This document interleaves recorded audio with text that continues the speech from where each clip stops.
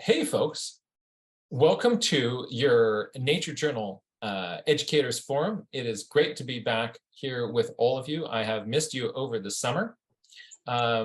We have a special guest and a special topic today, which we'll be introducing in just a moment. I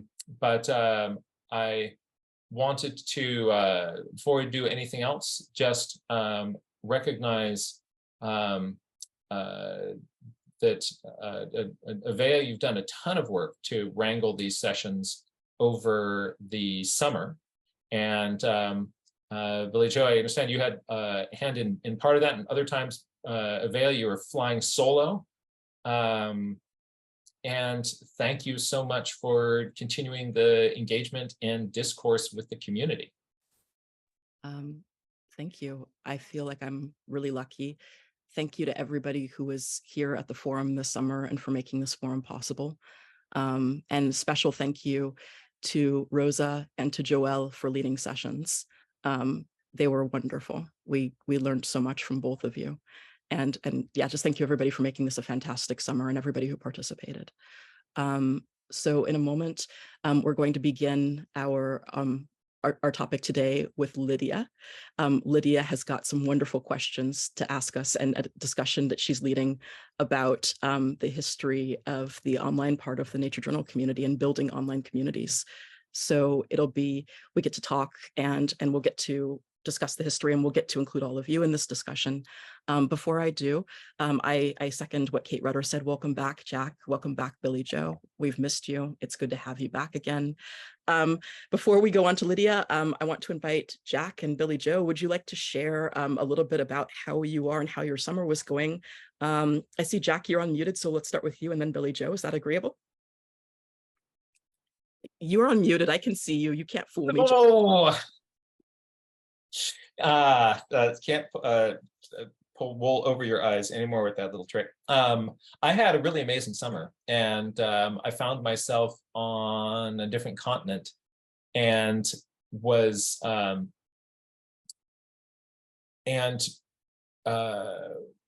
was really interesting for me is that my journaling, I often found myself journaling in urban spaces, and there's this whole urban sketching movement it's a really big thing. And I found myself kind of using our nature journaling strategies in these urban spaces, and thought to myself, like, I really need to learn more about this urban sketching thing, because it's weird that around where, if I lived in Greece and then came here, I bet I'd be journaling and sketching this crazy landscape all around me and on all the cities and things. But because I live here, I think what's going on is I'm not seeing some of the nuance and wonder in it. And this sort of motivated me to try to see where I live with some new eyes. And so I've got some inspiration for that. A lot of fun. So yeah, I had a lot of insight. My nature journaling took me in some fun new directions. I drew buildings. I had to use 2-point and 3-point perspective. How often do you get to do that when you're drawing squirrels? So there you go. What about y'all? I've had a busy summer as well. I went to Alberta to visit my brother and his family. So we were able to do a little sightseeing around, and went up to the Banff Canmore area. And my girls saw mountains for the first time, which was pretty spectacular, because there's definitely a lot. We have hills here in Ontario, but not mountains. And so we were up in the Rockies, and that was pretty awesome. I definitely love to go back and spend a little bit more time. My brother lives in Red Deer, which is just a little bit north of Calgary. So we were able to do a whole bunch of different things. We saw the hoodoos as well down in Drumheller, which was beautiful. And so I nature journaled every day that we were there. It didn't matter if we went to the movies or we spent a day at the beach. I tried as best as possible to sort of try my hand at some sketch noting, but again, that's still pretty new to me. So that's something that I want to learn more about. That's, I'm just reading Jack, so yeah. And so, yeah, that's sort of been summer so far. and I'm flying out on Friday and heading to California. So I will see a whole bunch of you for the Sierra Nevada trip, which I'm very, very excited about. So we had our first meeting last night, and I was super excited to see some very, very familiar faces that I am very excited to meet live and in person. And so, yeah, I'm really looking forward to that. So I fly out Friday morning, and yeah, so that's sort of where I'm at right now with summer. So thanks. And how have things been for you here, Vea? In the words of that one musical from Kiss Me Kate, too darn hot.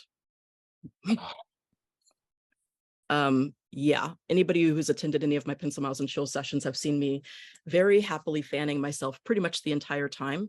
It's a little bit cooler today, but it has been way too darn hot in San Francisco, and I'm very sad.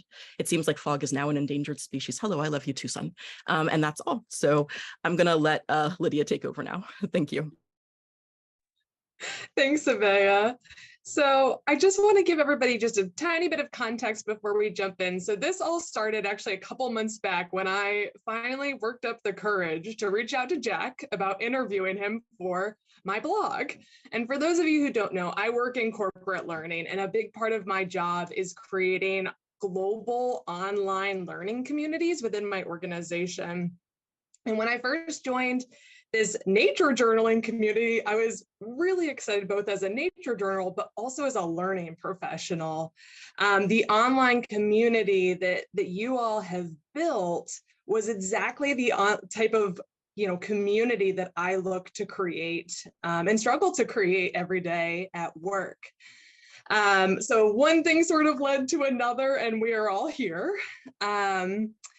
And I wanted to talk to, Jack and Billy Joe and Avea, and actually all of you about the origin story of the nature journaling community, and see if we can suss out some ideas or themes that each of us can kind of take back to the nature journaling communities that we lead or are a part of, and make those communities better. So I invite anybody to come off of mute. Avea, I think we have that set up.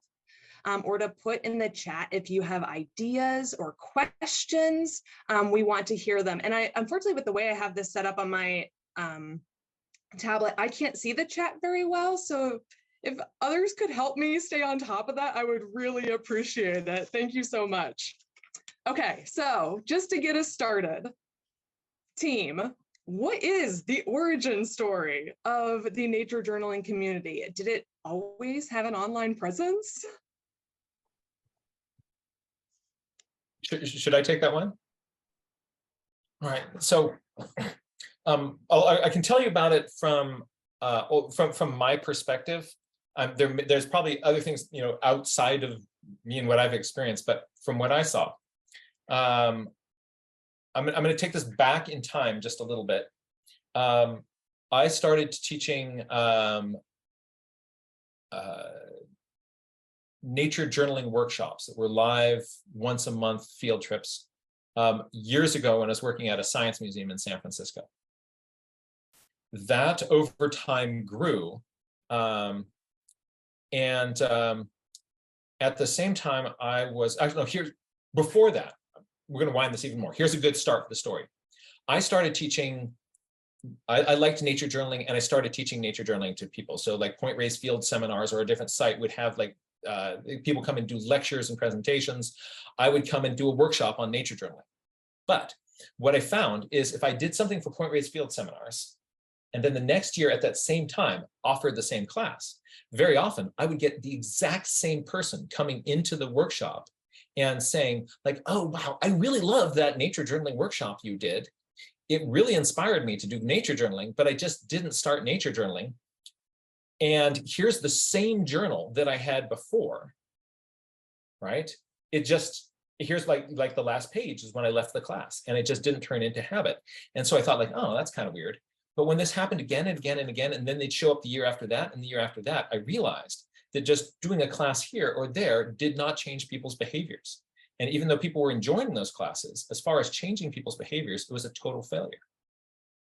And so I started looking at what do organizations that help people change their behaviors do to Like everybody's taking these classes because they want to be nature journaling, but they take the class and then they're not nature journaling. So why?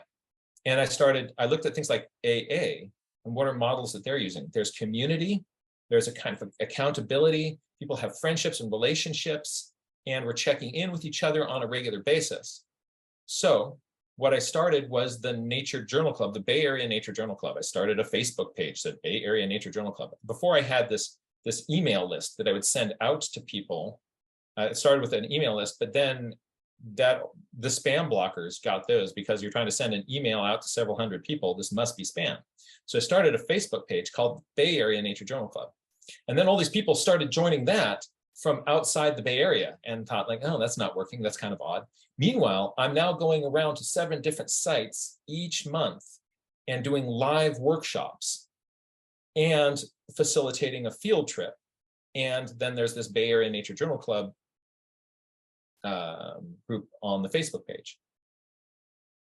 Well, change the Bay Area Nature Journal Club to the Nature Journal Club. I had to start a whole new page because they didn't let you change just the title.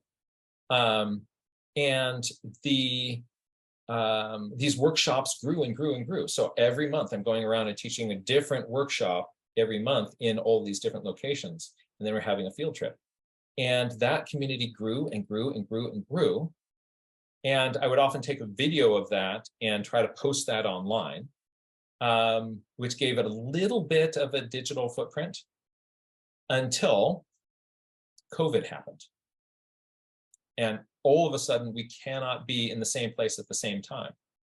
Before, the online presence was, here's a recording of a class that happened live, and you can watch that.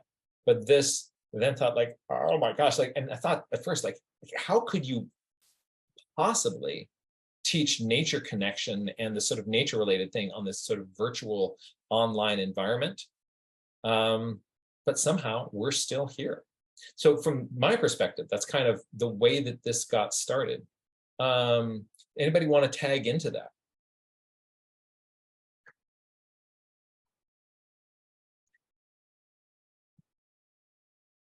I can jump in. So I was like, is Avea going to jump in? So for me, it started during COVID as well. And so working in outdoor ed, I was like, ooh, what are we going to do for teaching children? And so for me, I came across Jack's, somebody posted on Twitter something about his new book. And I was like, what's this? And I went to his website and he had actually created 3 one-hour sessions on like how to teach nature journaling. And so I just plunked myself in front of the computer and I watched all 3 of them. And I was like, this is what I want to do. And I had been, journaling my trips and journaling and sort of drawing pictures in my journal, but I didn't really have a name for it. And then nature journaling sort of became a thing that people were talking about. And I was like, I'd love to do this with kids, but didn't really have the scaffolding or the way that made it sort of meaningful. And then after watching Jack's videos, I was like, oh, this is it. This is the scaffolding that I think would really engage kids and stuff like that. But living in Canada, I thought, well, it's great from a guy who lives in California, but what do you do in the wintertime? Because our whole school year is in the winter. And so with the encouragement of a colleague, they said, you should just email that guy. And I was like, wow, what are the chances of that guy ever getting back to me? And 20 minutes after sending the email, Jack got back and said, you should come and join our Wednesday meetings. We're doing these online sort of PD sessions. And he's like, we'll pose your question as a topic. And I was like, okay. And so then that was it. I was kind of hooked into the community because the atmosphere that Jack and Avea had created really sort of just made me feel very welcome, even though it was my first time. And so for me, I got off of that and I felt actually, there's that book about filling up your bucket. How do you fill up other people's buckets? And I felt like my bucket was sort of overflowing, that everything that, I had to say had validity and it was heard and it was respected. And there was great community and it just made me want to be more a part of it.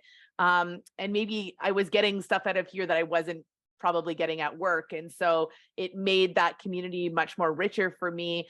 And then I was invited to start to co-host. And then all of a sudden I was like, oh, now I get to work with these amazing people and to actually come up with some topics. And so that just for me, sort of became richer. And it's silly, but I know all these people. I see them once a week.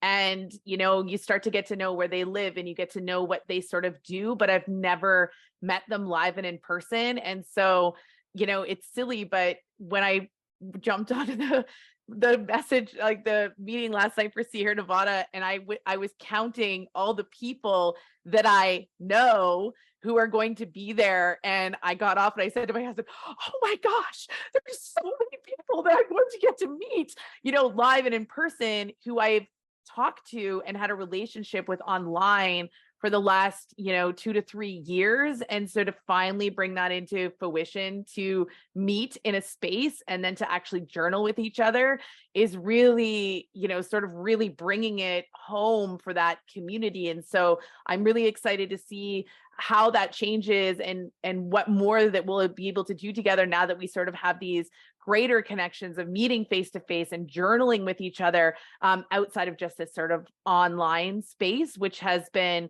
a real saving grace, I think, for many people. And for me, it's just really opened the doors for a lot of learning, a lot of sort of introspection, and what do I want to do moving forward, right? And so for me, that's been my experience so far.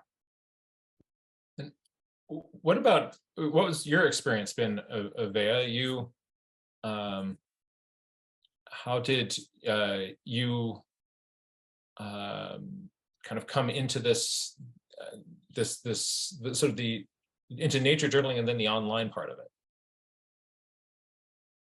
Actually, I was, okay, I'll answer, but I was also going to let Kate Rudder go because she's been here for longer than me. So the way that I joined in was that I already was doing gardening and trying to keep a garden journal. And I'd already enjoyed drawing plants and writing about plants. And I've always been a writer since I was 3. So I've always written things down. I have boxes and boxes of notebooks in my basement full of thoughts. And so I already was keen on the whole journaling idea, but I didn't really have the skills yet to back that up, in my opinion, at the time. And so I'm good friends with another leader in the community named Marley. We went to college together back in 2006. So we've known each other since then. And he was posting on his Facebook about this nature journaling stuff and about Jack. And so I went to one of Marley's tracking classes, had some fun there. And then I found out, and not only did Marley mention Jack, but my godmother, Kay, had you at her school and had come home super happy about how you got the kids excited, so excited that the kids didn't want to come back inside.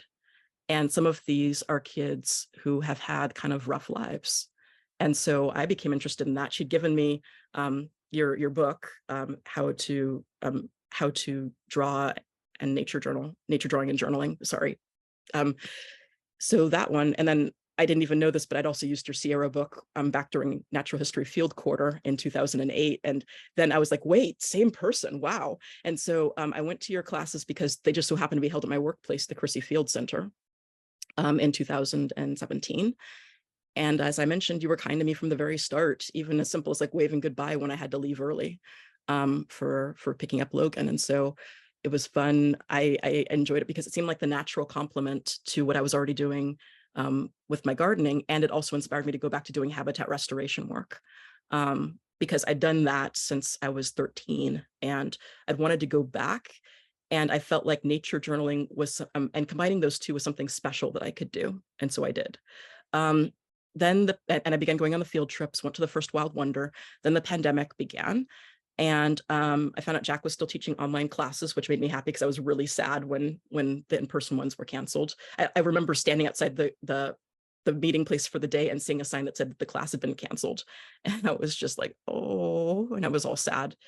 It was like, I want to say like March 10th or something. Anyway, so I joined the online classes, joined with Gargi and Akshay, or heard about Gargi and Akshay's sign-up sheet about, hangout online Google Meetup party. I didn't get to go to any of the study hall drawing ones, which were the ones that later became Pencil, Mouse, and Chill. But I did get to join in. Hi, Rebecca. I did get to join in with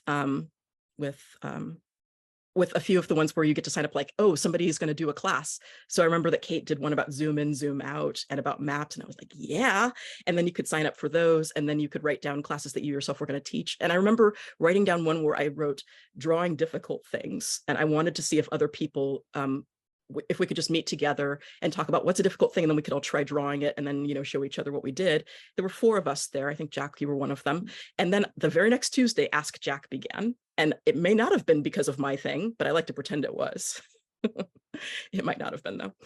But either way, so we had a good time with that. I was attending Jack's classes. I was leading Pencil, Mouse, and Chill then starting that summertime, whole other story there. And then Melinda asked me if I would help co-host with her and Jack. And so I did, summer of 2020, I think, or maybe fall, and have been ever since. I'm not sure what else I can say. I think it may have been that experience of being on sort of an informal kind of workshop that did kind of stimulate the Ask Jack. So I think that your sense on that is accurate. Thank you. Kate, what's your experience been? Yeah, I'm going to try, Lydia, and talk about some things that I saw happening as far as how the community started to gather some centeredness and evolve, and also then how and what happened when it went online.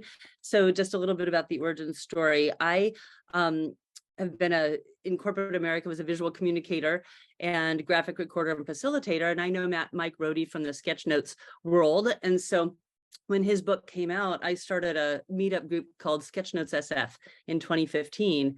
And after actually a book club reading of his book with some folks in the design field, and ran that for a decade. And it was all in Meetup, using Meetup as the organizing principles. And then also took on the leadership of an East Bay sketching group just to show up, sometimes urban, sometimes nature, just really chill. And got to know Lori Wiggum, who hosts San Francisco Sketchers, which is a meetup group that is quite large and very well known. Lori knows a lot of Sketchers. And she came together in, I think it was January 2015, and invited hosts who were hosting sketching communities to get together and share ideas. And I got to meet Jack there. It was a conspiracy of Sketchers. And I was not familiar with nature journaling as an intentional practice beyond drawing nature things. And I don't know, Jack, if that was some of the first exposure you had to sketchnoting as taking the abstract world of ideas and visualizing them. But after that, I, of course, became a fast follower. And I think those in-person communities grew. I used to go to Jack's workshops. He invited me to host a sketchnoting tour of the Bay Area, which was great.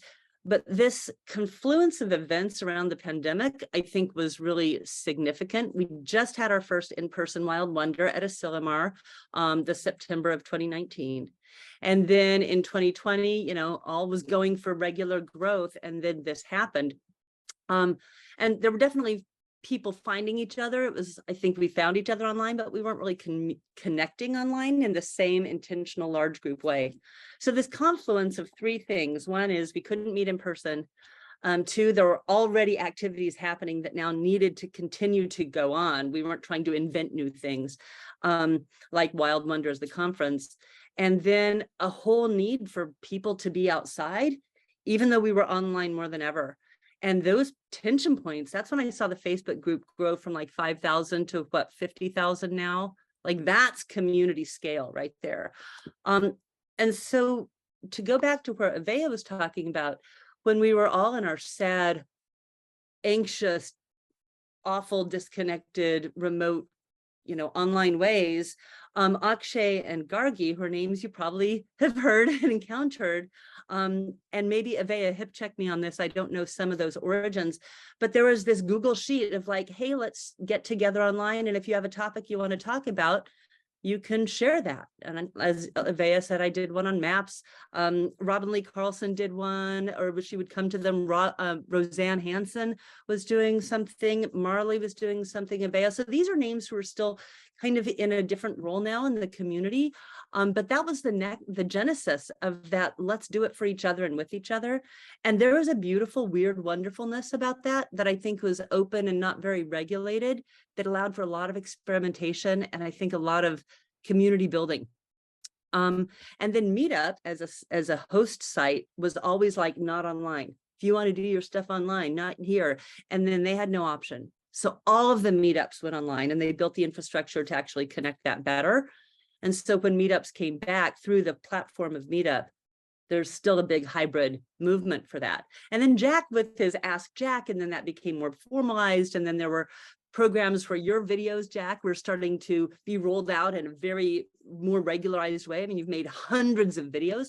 So really there's this velocity of resources. And Avea, on the making all those go. But I think what as far as a community and for learning communities, having a community of participation is different from a learning community. And some things that really stood out for me is the combination of a supernova and constellations. So Jack, you get to be our supernova. You are visible and glowy, and you bring, beautiful energy, and you spike up the galaxy. But there's also a lot of constellation of stars gathering light together and sparkling in different ways. And I think that's what really makes the back and forth really work. And if we can do more and make sure that we're not all supernova or all constellation, because they both have their benefit, then I think the learning communities can really continue to foster and thrive. But that's going to take a little bit of attention, I think, and effort. And hopefully we're here for that. I love that metaphor of the supernovas and the constellations. I had written down openness to sharing leadership, right? There's no, you might have your supernovas, but you also need your constellations, and you need the people to surround and, to have little offshoots and to, glow in different ways, shall we say. So I really like that, that analogy. Thank you so much. And I'm loving the personal origin stories in the chat. Everybody, sharing, where you started with nature journaling or with this community in general. So thank you for that. So I want to jump into, maybe I could get like a top three from you guys on, what you think ultimately has made this learning community successful. And Kate, you sort of gave yours, and Billy Joe, you talked a little bit about respect and recognition and belonging and space to contribute in a really special way. But if you had to, give me the high level, what would you say? Top three, and folks in the chat, put in your top three. What are the most valuable things that have kind of kept you coming back to this community? So, Billy Joe, you want to start, because you were kind of the one who started to dig into this first. Sure. I was just trying to think. Jack put in kindness. I was going to say kindness for sure. I think for me, it was like the inspiration of learning from the other folks in terms of what they had been doing in their personal journals, but also what they'd been doing with students was really inspirational for me, because I was also trying to figure out how to do it all with students. And I think the first probably couple times that I taught students and I now look at what I do with students, it's dramatically different. And I think that really comes from having a community that had such a diverse backgrounds, really enabled me to sort of take different pieces and really put those two things together. And kindness being the one for sure, but I think like mutual respect.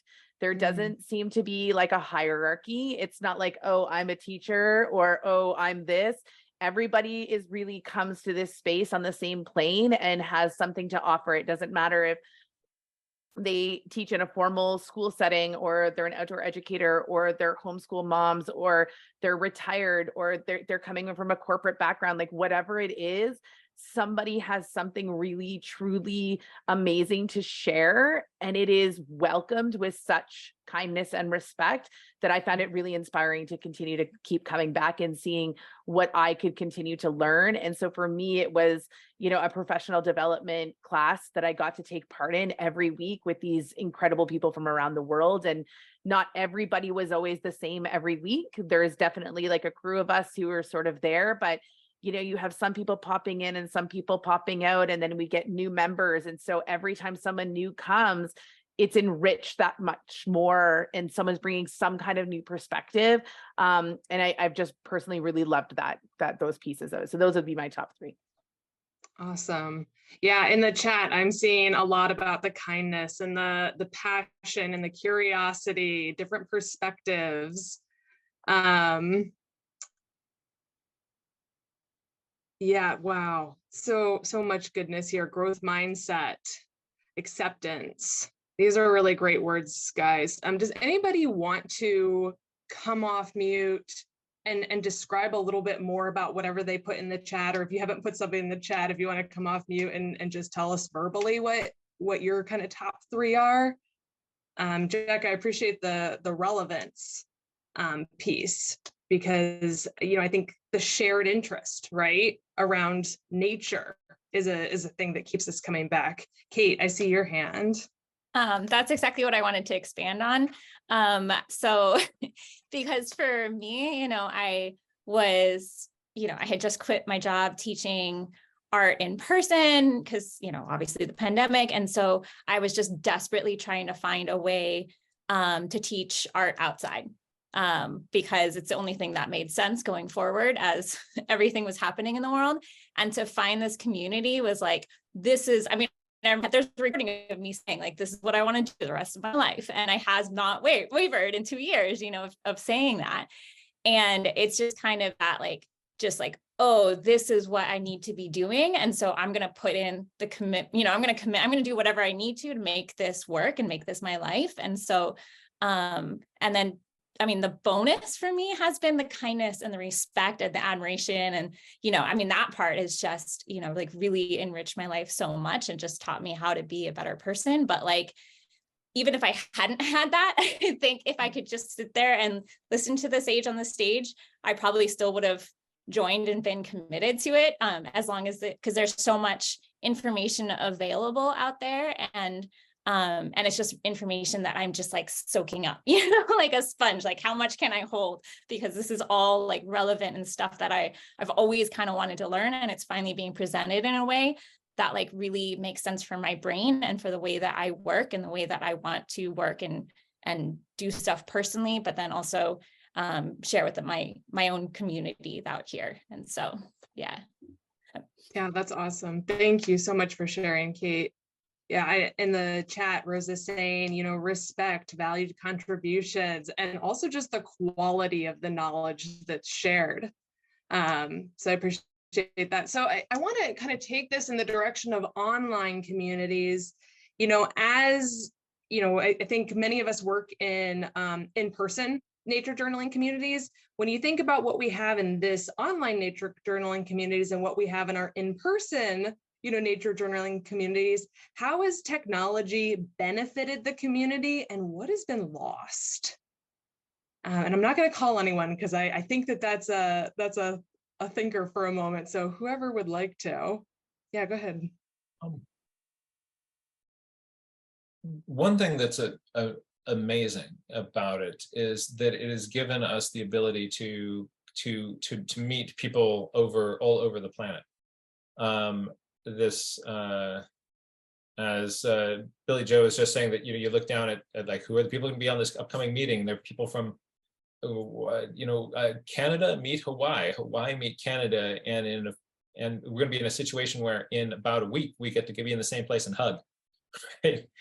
And there are these relationships that otherwise would not have happened. And it also has allowed for sharing of ideas. There's been a place for lots of different people to voice their opinions and us to kind of do this kind of cross-fertilization sharing of ideas. This is something where, because everybody kind of has their own way of doing nature journaling and there isn't a thing that's nature journaling,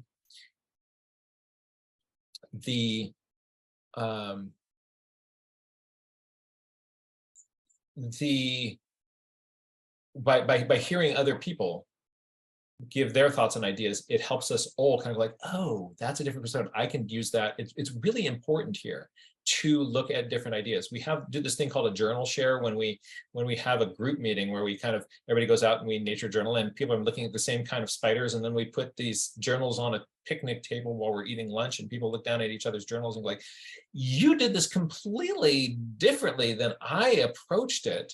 And that's really fun.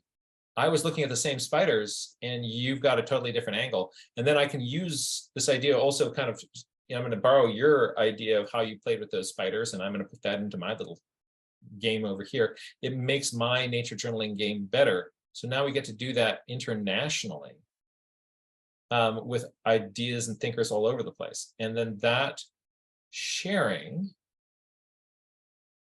I think, makes us that kind of, I think the sharing itself makes us more tightly knit. So you think that you're going to feel connected with the people. I feel more connected with people whose ideas I've used, right? And like their brain is now part of me.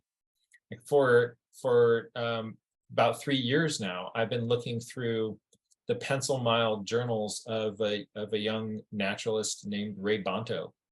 And he was over in the UK actively drawing and journaling about as many different little things as he could find in London, and like did this deep dive on pigeons. And then I would look at you'd share his journal pages, and I thought, like, just there's so much dynamic kind of stuff going on there. He helped push me out of my little bubble of these sort of more kind of controlled things into this. So like a bunch of more critters would then explode on my page. So me looking at his stuff changed the way that I journaled. And then about a week ago, I got to meet him. I was in London, and all of a sudden I'm meeting this person who helped my brain grow. And I just felt like so connected there. So I think one of the things that kind of helps us is because, we're sharing, we're getting other people are sharing ideas. When other people share, I feel more connected with them, and the sharing is a regular part of what's going on. So that's just sort of one. It's too long-winded an explanation of it, but that was for me kind of a portion of this and how it worked, and that's connecting live and in person.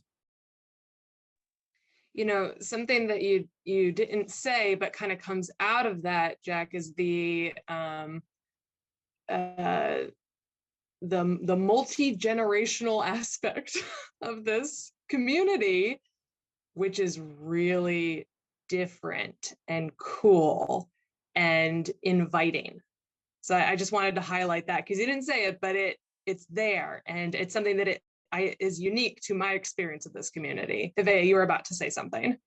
I wanted to add on to something that Jack had brought up about the different kinds of folks who are able to come here, whether they be artists or urban sketchers or scientists or teachers or curious people or mathematicians or pigeon lovers or just all the people, botanists, entomologists, birders, is that. And I know that this is something that our communities also struggled with, both in person and online, but maybe more, we're more aware of it now that it's online. And that's that a lot of us come with wounds from our past about one or more of those things. And what I feel like is that this community is giving us an opportunity to overcome a lot of those wounds. We've been struggling with this for a while, and it hasn't always been very easy, and we still have some rocky places that we're going on right now. But we've got this opportunity to really accept and celebrate all of those different things in the community. Like, for example, I know that and this is not something I'm going to get into much right now because it's like a whole other discussion. But like, I know one of the first things that I heard when I came to the nature journal community was that it's not about the pretty picture. And so that had me in a certain mindset about my brain being super like a thing that I could let shine here. But then when I began to notice like excitement about the pretty pictures, and I got self-conscious about that. And at first I was clinging on to that thought about it's not about the pretty picture. But the thing is that a really wise friend of mine, and I hope it's okay if I say this, a wise friend of mine pointed out that sometimes there's power in being able to create something beautiful when the world's ugly to you, or when the world's treated you bad. And that completely changed my perspective. And so I don't say it's not about the pretty picture anymore, because maybe it is. And maybe that's what somebody needs, and that's their healing. And that allows me to make peace with some of my own art hangups by listening to the people who gain from art. And maybe I'm worried about math, or maybe somebody else doesn't, like math very much, but then either we discover our own ways of loving the math, or maybe we see the way that Kate plays with numbers and visuals on the page, or maybe we hear Susan just go on about like her, I can't remember the name. I want to say her sumac and some of the cool spirals on the sumac. And like, maybe it's a matter of being exposed to other people's excitement and struggles that can help us to heal some of those parts of ourselves. I love that, Evea. And we have in the chat, and I think it's been shared in a couple other ways, there's disconnection that technology brings in some ways, but there's also connection in getting to know people who are different than you, different struggles, different celebrations, different gifts, different ways of being, that being, stuck in a geographic area where people may tend to all kind of be a little bit similar, doesn't give you. And so, yeah, balancing the struggles of the disconnection with the value of the mind and heart opening experience of an online community is really interesting there. Did anybody else want to share? We've got a lot of great stuff in the chat. I didn't know if anybody wanted to come off mute and talk a little bit more.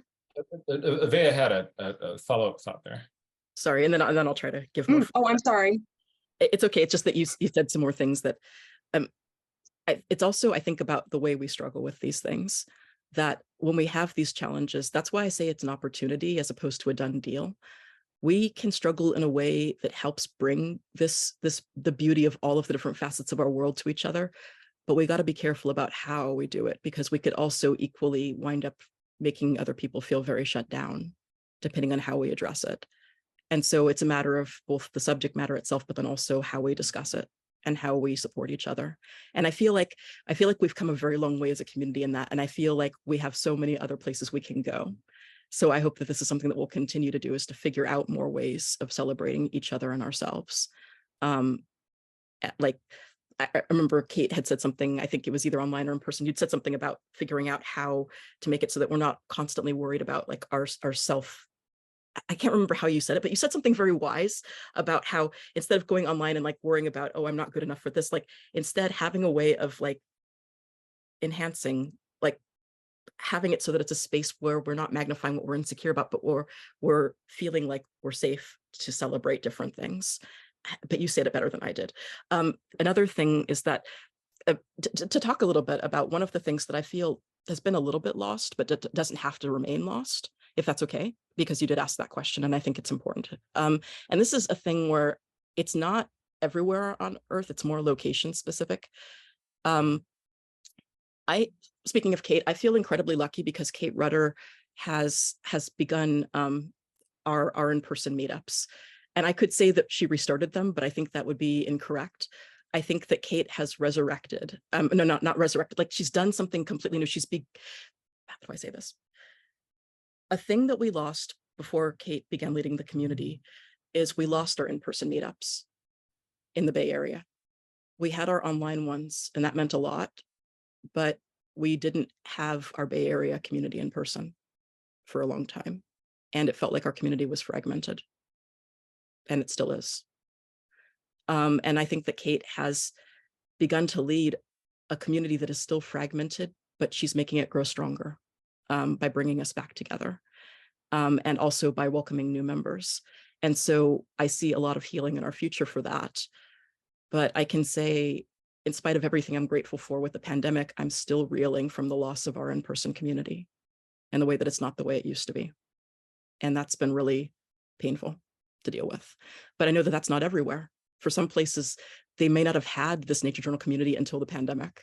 So that's not everybody's loss. Ours just happens to be that way right now, but it doesn't have to stay that way.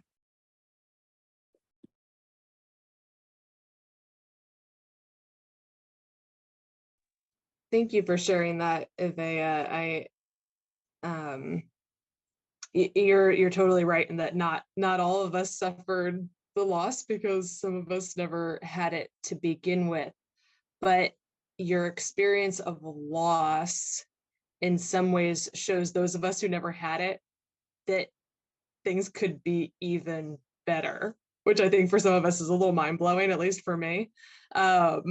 Things could be even better. There are ways to find folks in the community and start that, in our own spaces, and to grow the in-person part of this community.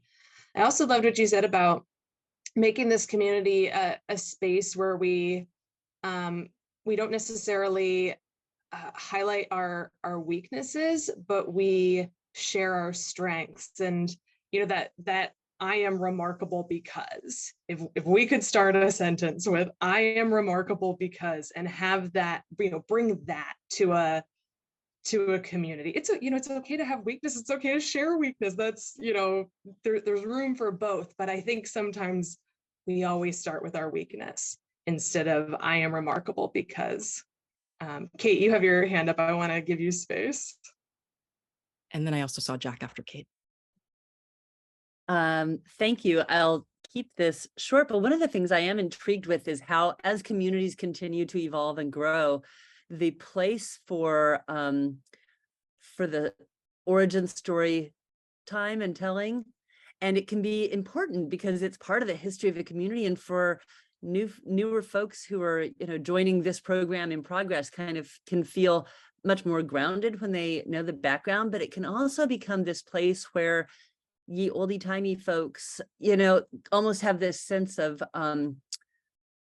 social standing because of their long-timey stories. And I don't know a great balance with that, but I think we might want to be intentional about that, because it's the new life and the stories that we'll make together that I think continue to build that community and continue to evolve its possibilities and opportunities instead of joining something that will always stay the same. And so I see some communities that have such a rigorous history and culture and tradition, and that is a beautiful strength for a while until it becomes a real stringent liability. We tried that, it didn't work. We don't do things like that here. And when those phrases start, I think there's some room for caution. I don't think we're there yet, but I'm intrigued in learning communities, how we maintain that ongoing homeostasis of growth and almost photosynthesis or exchange that keeps us living and growing and changing.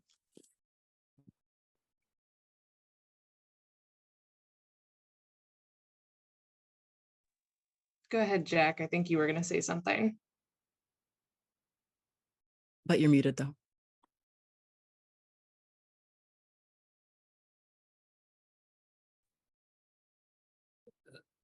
For one of I think the strengths of this community is that there are at this point a lot of people kind of actively involved in the conversation, and the more that we engage with more people, the richer and better this experience becomes. We have on the we have an online list of sort of nature journaling mentors you can find near you. We have an online calendar of how you can find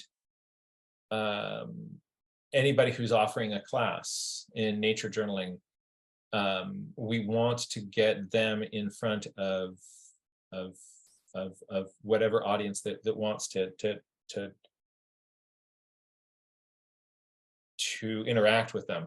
Something that I think can hold a lot of the growth of movements back is if we want to,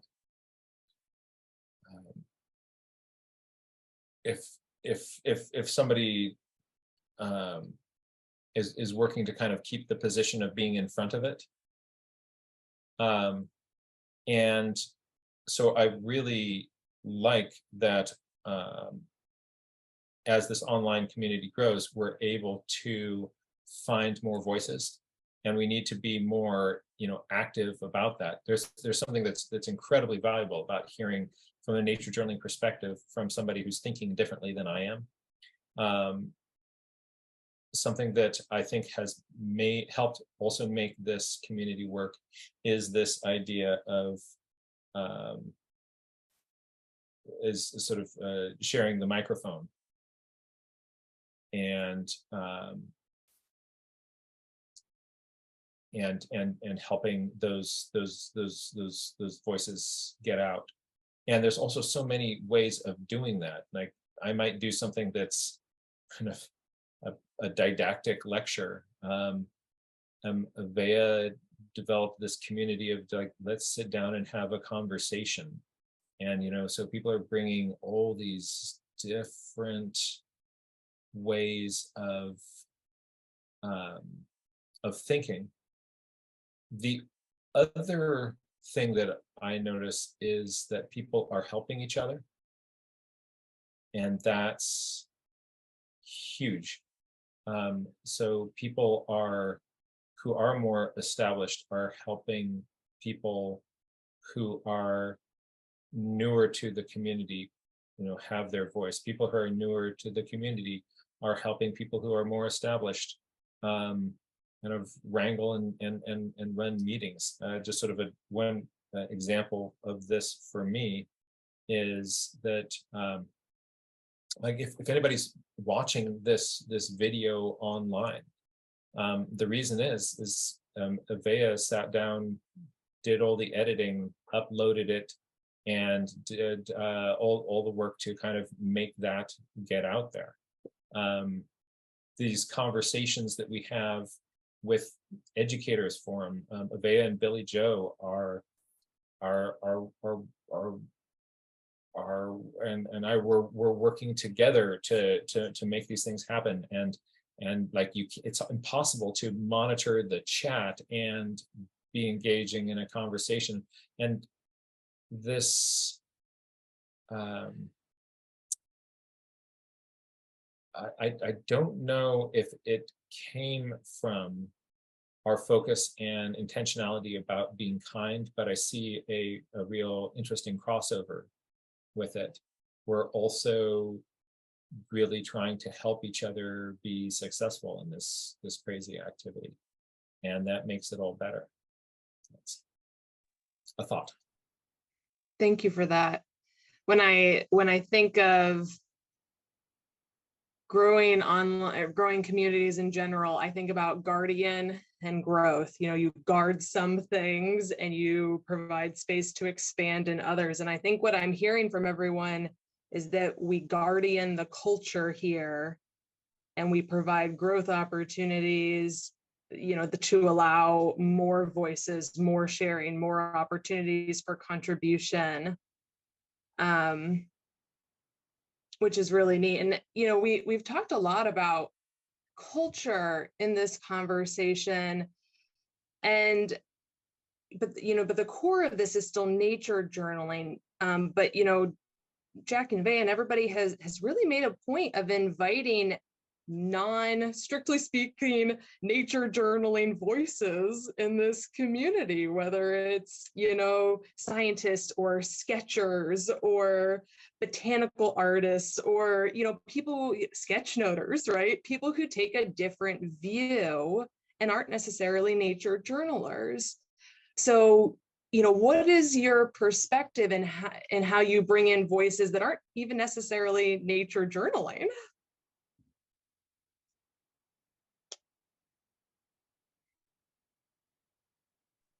Well, I think that I saw Billy Joe was speaking. I saw that Kate had her hand up, and then I saw that Jack had his hand up, and then I was about to speak too. So, and then, what, me first? Oh, okay. I was gonna say, see if people are interested first, and then if they're interested, then you've already got them. It's like, come on in. You can ask them more about themselves. See who they are, and then invite them to join in.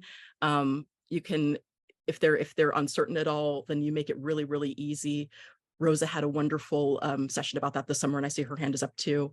You can use humor. You can use trickery.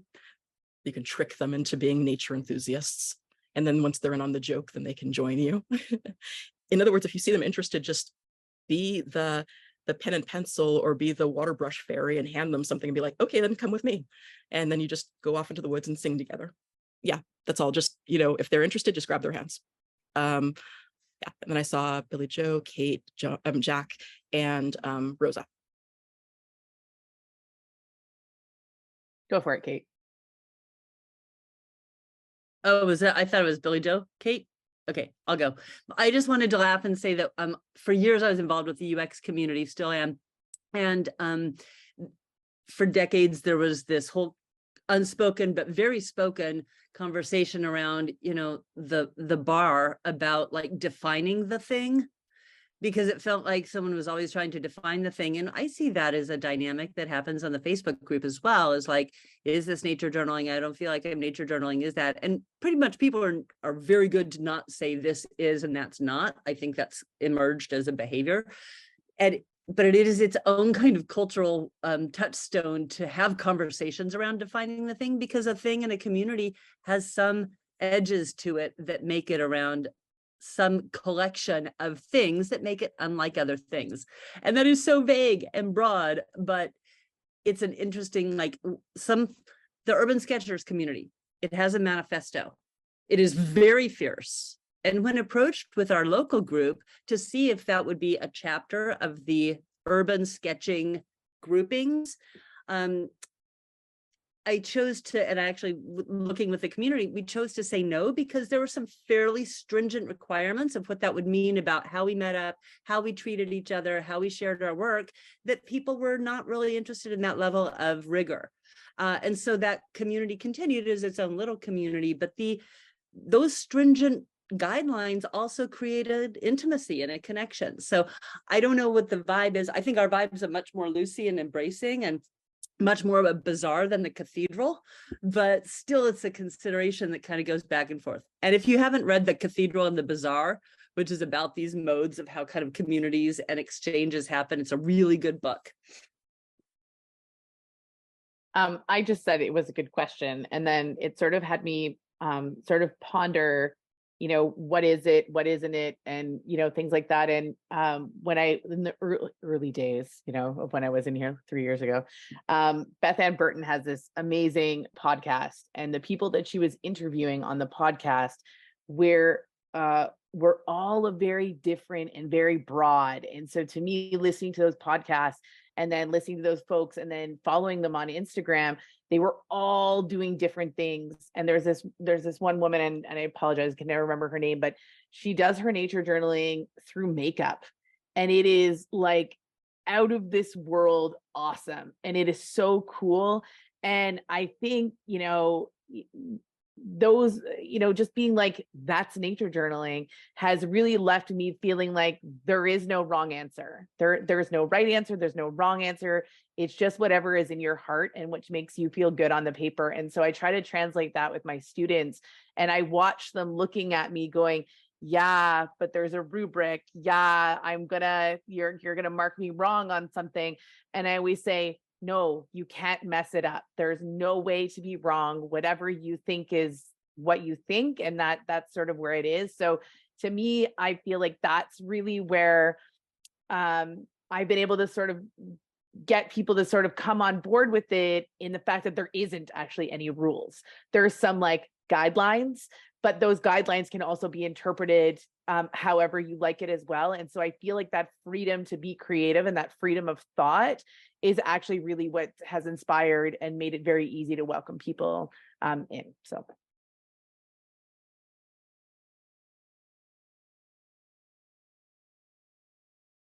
Rosa, welcome to the discussion. Hi, Lydia, I'm so excited that you brought this up as a topic. I dropped out, but I was in the graduate program in sociology at the City University of New York. And one of the schisms for me from there was that I thought that online communities were real communities where we might talk about how we interacted socially. And I had some professors, this was, nearly 10 years ago, but they were not okay with that. And I thought it was their loss. So a couple of things have come up for me. One is that our group is not zero sum. Everybody can succeed. We're not competing against each other.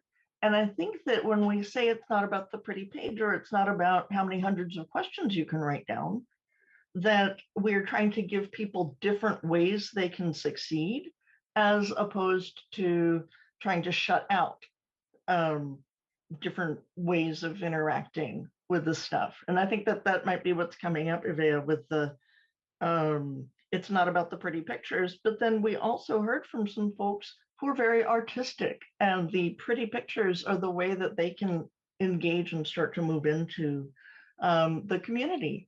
And then having that valued, and then they discover that they can write on their drawings is always a fun thing, right? Like, it's not a piece of art that you're gonna mount of this duck, but the thing where you're like, why is the beak so long? Or a bunch of other things. I am a generalist, and so you're noticing, and multiple people's noticing, that a lot of different kinds of voices are welcome here. Just that's part of what warms my heart. That we're not about, we've got a, with the urban sketching group, this list of rules and a kind of rubric. Obviously people aren't being graded by handing it into a teacher if we're all adults on our own time, but still a more rigorous sense of what it is you're supposed to be putting on the page. But this welcoming of so many different perspectives, I think, really just explodes the possibilities. And for me, that makes this absolutely my kind of a space. I love learning something, a tidbit from a cartographer, right? That doesn't mean that I have to go study cartography for 4 years. It means that I learned a tip and can bring it into the things that I do. And the last thing I wanted to bring up was that I've been involved with what we used to call hacker spaces, but generally called maker spaces. I'm seeing some nodding. There are now maker spaces in every state in the US, in an enormous number of countries. And the way that we think of those spaces was influenced by something that was done in the late aughts by a couple of guys in Germany. They wrote down their hackerspace design principles because they'd become aware that there were folks in the United States who were interested in how these German social groups worked. In Germany, there's the idea of your Bundesbrüders, your guys who are in your org with you. And maybe that you were interested in archery, and you've got your dudes, and you meet once a week and you do the thing. Dude is all genders, excuse me. But there were also these groups that had formed around computers and electronics, but also about personal privacy and how does technology interface with society? Like, they're obviously intertwined, they aren't just separate. People would have clubhouses where not everybody has to own an oscilloscope, because there's some oscilloscopes at the club. More tools that are shared, more membership folks. And that isn't under a single umbrella. These are not necessarily all chapters of an org. These are all localized groups who might choose to affiliate with an org, as Kate was saying, with the sketching groups and the urban sketchers. But we're perfectly free to just take what worked for their group and maybe not be as into the other things. Maybe you have a group where you do a lot of hands-on workshop stuff, but you're not as interested in issues around privacy and governmental level stuff. You just want to make things. And I volunteer to go find that document and see what we can dig out of it for our own uses. You're welcome, Jack. So yeah, those hackerspace design principles got shared, and 2 groups started in the winter of 2008, like January, February. And to see those explode into the number of makerspaces we now have, and how some of them are at public libraries, but some of them are, you know, membership groups that are completely separate from that thing, has made me so incredibly happy. And the idea that we as a group might have our kind of parent, you know, wild wonder as a thing that we have a closer or looser affiliation with as local groups seems to me like a thing that might happen. And maybe there'll be a group that only meets online who only does their nature journaling using makeup. I am obsessed and totally want to find out what that is, or whatever else they're doing. So that's my sociologist generalist hat on. Oh, and intergenerational stuff. The thing that I found most surprising about that is that it isn't because there's a parent trying to connect the child to elders, and it's not a big brother, big sister guided, like we should do this, but because people of different ages share interests and have turned up in the same place. And that's beautiful. Also, Ray Bonto is so great. So I yield the talking stick. Rosa, you blew my mind. I'm not gonna lie. That was fabulous. Thank you so much for sharing. This conversation has been wonderful. I have a list of resources that I need to check out. I mean, you guys have given me so many perspectives that I never dreamed of. When does this technically end? I want to be respectful of people's time, but I would like to provide space for like final reflections, both from our panelists, shall we say, and also from anybody else in the group who just wants to share their final thoughts about the conversation that has happened. We officially have 17 minutes. Okay, that should be enough to get us through whoever wants to speak. Time is just a made-up thing. Of course, of course. If my mic is still on, I just wanted to point to the fact that the chat is amazing. And amazing. We can, Ivea, amongst her other duties, always keeps the chat. So there's a way to consult it. Perfect. So opening the floor, final thoughts from anybody? Kate, I think I saw your hand. Yeah, I'm going to try and keep this really short, but here's the thing, like in the 60s and 70s, I don't know that it was a common thing for everybody to say, oh, I'm going to the gym this week. Hey, I'll meet you at the gym. Like there weren't gyms. So what is it going to be to have nature journaling be every bit as common as going to the gym, having a workout buddy, doing this and doing that? Like if we care for our physical health in such a new and different way in the last 40, 50 years, why can't we care for our kind of environmental and natural and emotional self? So I just see it like, how can we do that? It's in a way its own religion, but that opens up a whole other model that probably not prepared to talk about. But like it should be like soccer. Soccer wasn't also that big a thing, or football if you're in anywhere in the world except for the United States. And so let's do that. Like I don't know how we do that, but that's what I want us to do. Nature journaling as religion. Come next week. We'll discuss. Just kidding. Anybody else? Oh, go ahead, Jack. Sorry, hand was out of frame. I think that just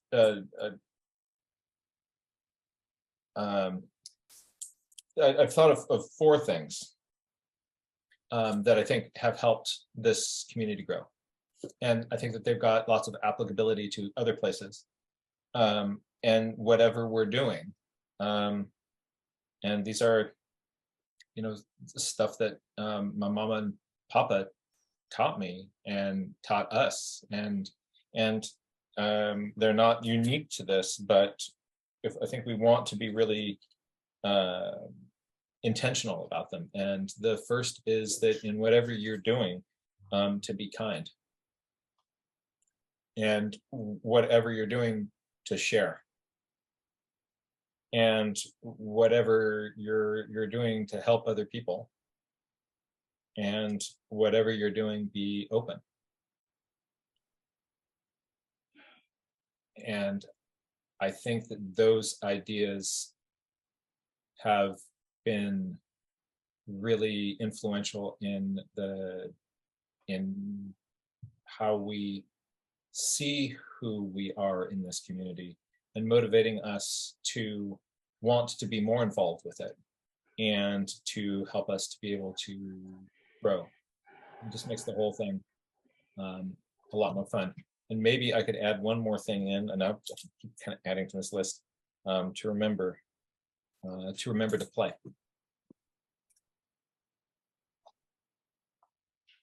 That's all I've got for now. I see Rebecca's hand, and also hi, Carolyn. Hi, Mouse. Good to see you. Okay, I'm going to bring in Rebecca Rolnick. Hi, can you guys hear me? I got here a little bit late. I don't know if you want a little bit of my origin story, or I should just say my, okay, I will then.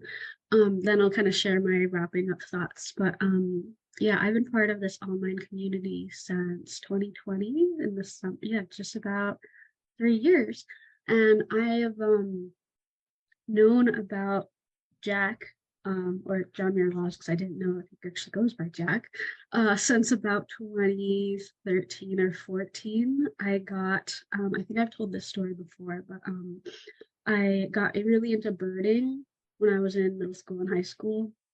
And I went to, my family likes to go to New Jersey, Ocean City, which is also near Cape May. So then when I got into birding, I was like, let's take an hour to drive to Cape May.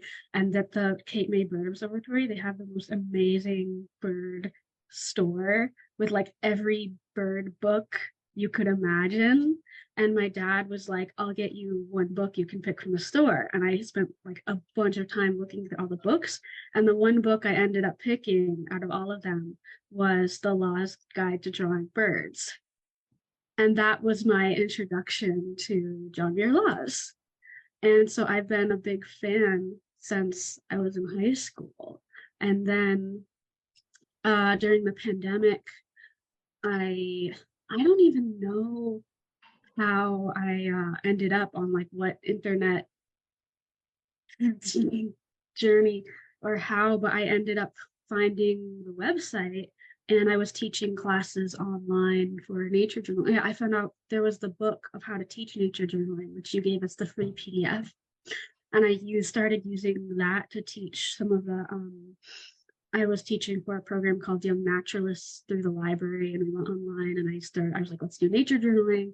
And then there was a thing for the Educators Forum. And I'm not sure if the one that I came to was the very first meeting or if it was one of the first ones, but it was definitely early on either way. And I was just kind of at the time just kind of starstruck, like, oh my god, I'm in the same Zoom room as John Muir Laws.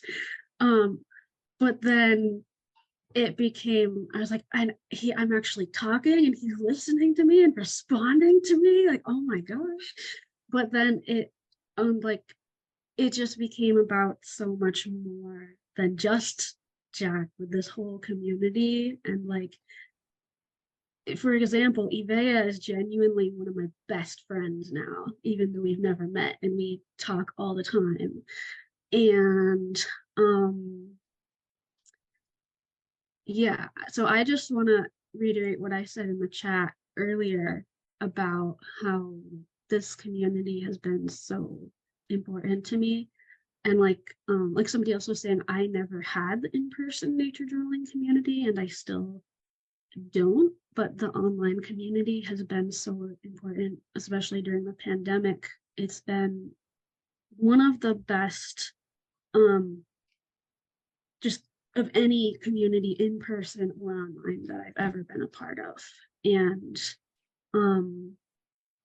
it really has been my primary source of community, period, over the past 3 years. And like I'm only just now starting to try to have some real life community again, but this has just been such an important part of my life the past few years. So that's really yeah, that's, I think,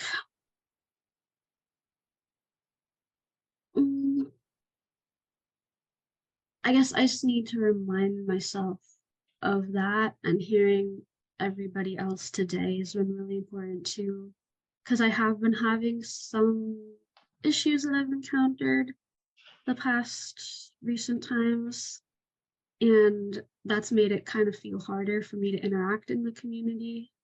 And I just kind of need to feel like I need to say that, because I don't want to be a downer about it, but I also feel like it wouldn't really be feeling honest for me to say like all of these things when it hasn't always been feeling true recently. And I have been kind of hurting about some of these things, and I won't get into any details, but I guess I just also hearing some people saying about how like the community is still evolving and it's not perfect and it can be rocky sometimes. We have to find ways through issues that come up and make sure that everybody still feels that, sense of belonging and feeling welcomed and appreciated. And I just like what somebody was saying earlier about the like, was it Kate Roder, about the like supernova or the constellations? I forgot who said that. And I think like the constellations thing is so important, and about each person feeling like they have an equal chance to contribute and to like step into a position of leadership and inspire others and make your own little communities within the communities, and they interact. And I've been wondering a lot about Kate Ryder sent me this thing recently that was really interesting about this idea of like communities and ecosystems, like different communities interacting with each other. I don't know exactly how that would work, or like it's just an interesting way of conceptualizing it. I would really love to play with that more in terms of the nature journal community. And yeah, I think, well, this is just my honest thought, but I'm really excited about the Wild Wonder Foundation. But one thing I also notice is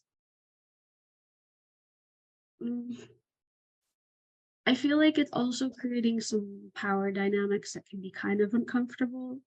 So I just think it would be good to kind of be just mindful of that, and kind of with like the urban sketchers thing, like some like just to be mindful of that, like nobody owns nature journaling, like nobody can control, other people do. And if other people do things that are different, it's not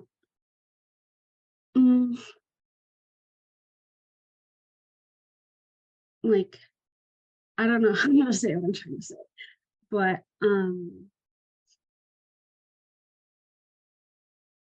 it's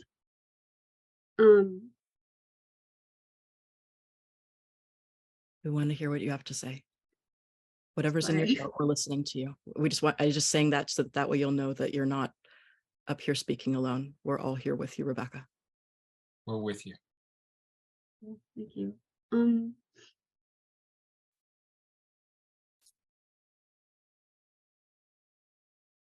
I guess the way I could express it is just one of the things I thought was really powerful when I came to the community is how it's such a community-based thing, and it's like grassroots kind of thing, as many people have talked about here today. I just don't want to lose that aspect of the community. Like the intimacy, is that what I'm hearing you say? Like the intimacy and just kind of the like equality of it. Okay. Thank you so much for sharing, Rebecca. I don't know you, and I want to. Thank you. I also really appreciate you being brave, and caring enough to talk about things that are hard. And we respect you and we love you, and we're grateful that you are part of what we're doing here. Thank you.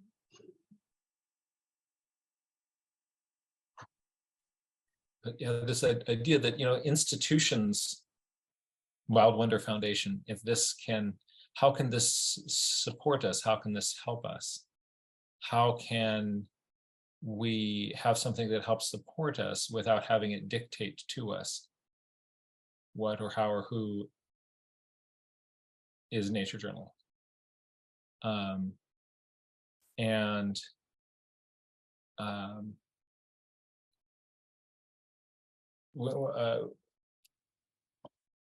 When one of the ideas of having a nonprofit organization first started, somebody suggested having a John Muir Laws Foundation.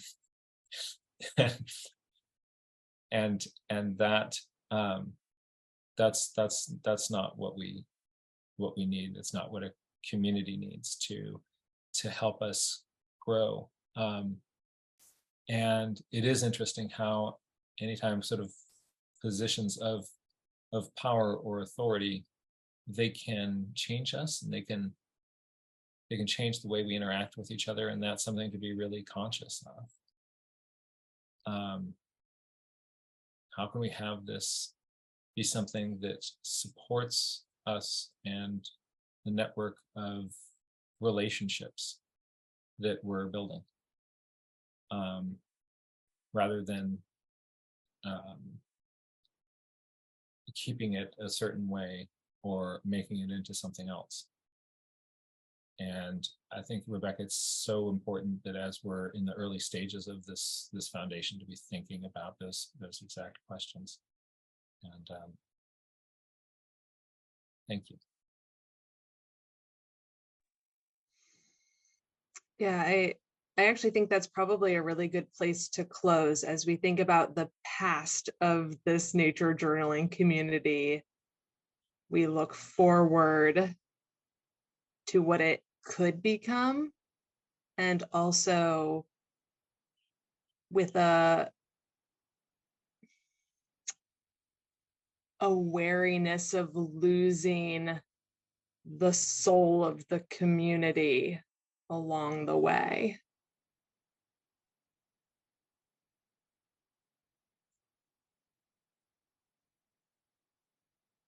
Yeah, that's what I'm thinking. Anybody else, any closing thoughts?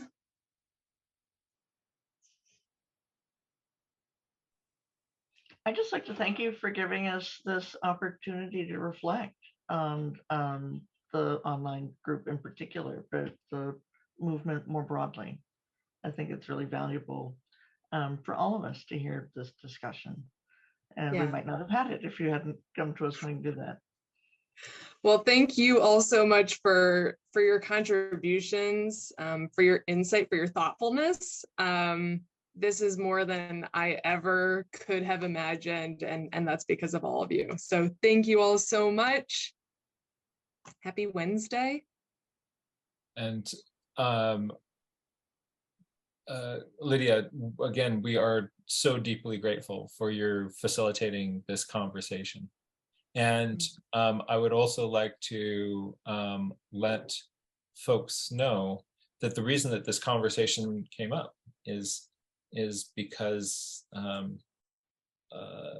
Lydia invited the conversation, and that if there's something that's important to you, if there's something you think that we should be talking about, let's play with these ideas in a growing, transparent, beautiful way. And I want to encourage what this movement is because of our participation, and that there's not a threshold, like something that you like the people who are kind of doing things and are more involved in it are doing that just because they started doing it, and you can too. We invite you to be an active part of that. So grateful to the folks in our community who are helping facilitate our growth and our conversation. So, dear friends, until we meet again, just want to remind people of that fundamental idea. When I were to ask one of my girls, what is the most important thing, they would say, to be kind. And let's have that just be kind of go forward today, and have that be a fundamental kind of grounding principle in all that we do. And I look forward to continuing this conversation with all of you again. Have a really good day.